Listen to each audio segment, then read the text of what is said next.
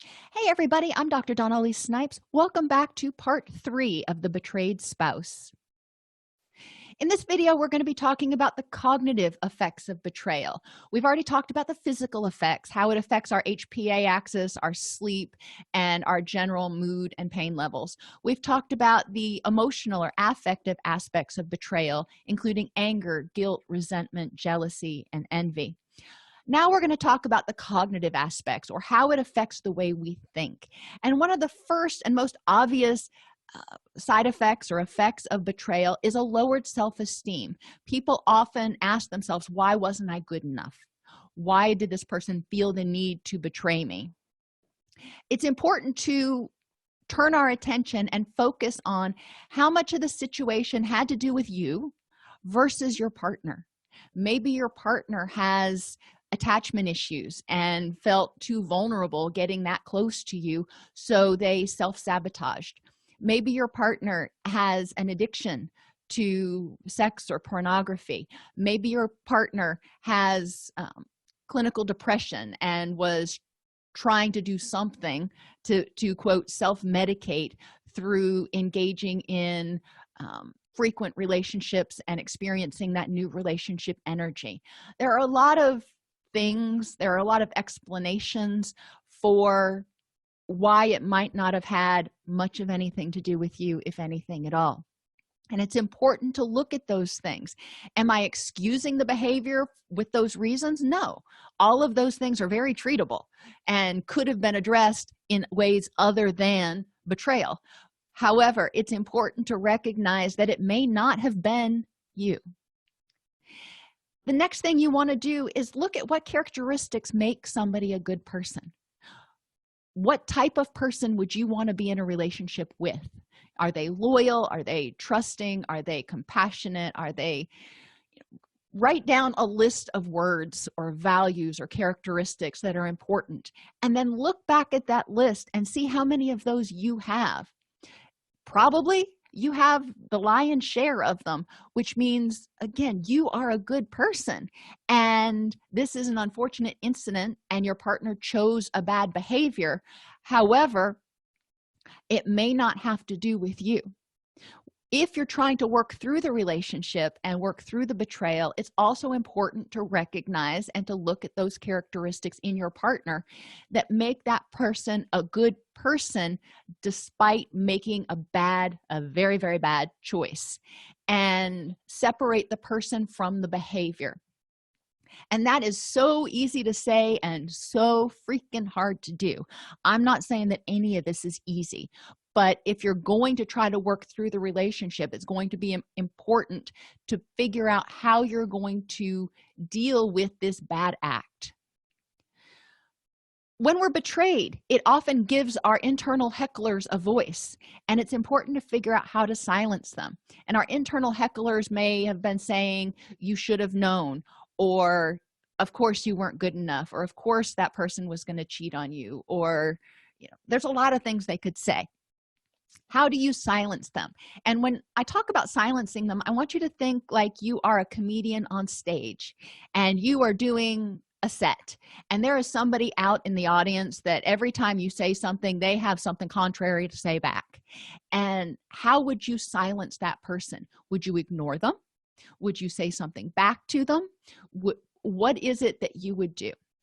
One of the things that you can do is challenge them with a who says.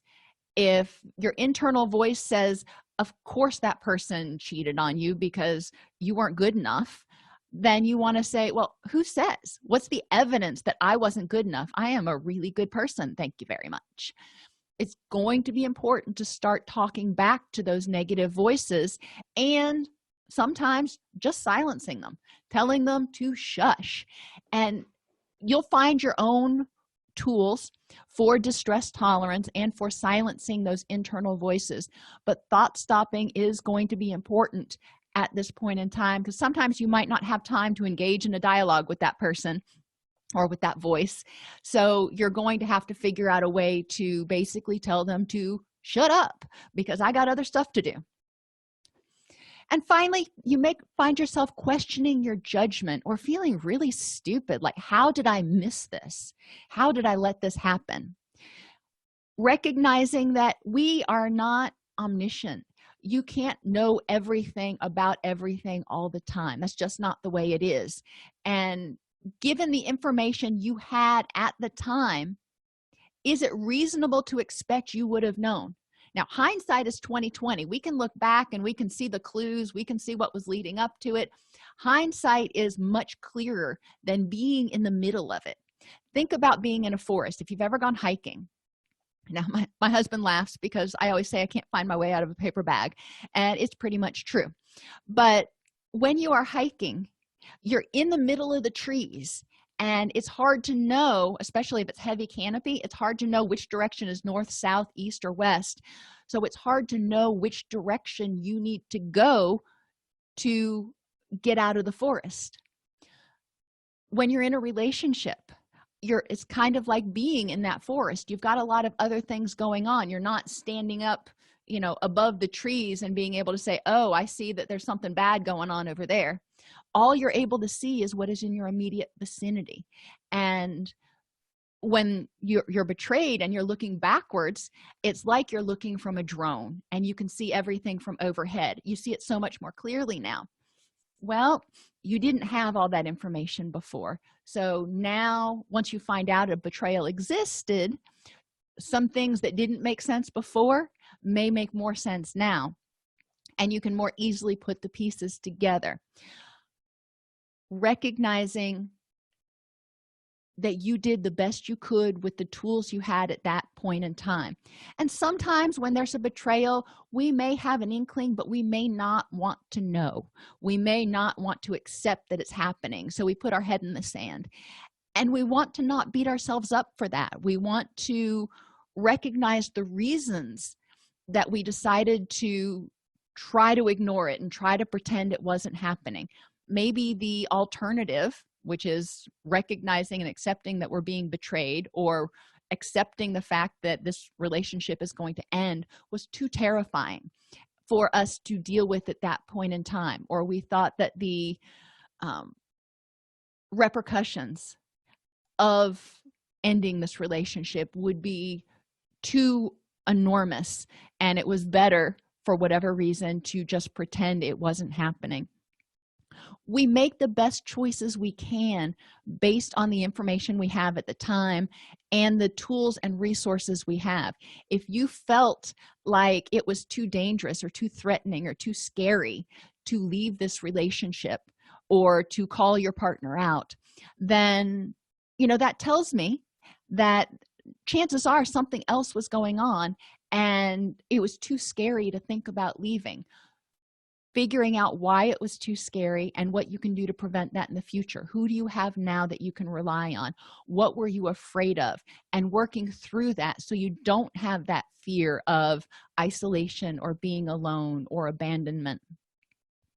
And finally, asking yourself, what can I learn from this situation? Every time we go through situations, we can learn something from it to prevent it from happening again. One of the things we need to be aware of, though, or be careful of, is holding our future partners hostage for something that our past partners did. We can learn from it.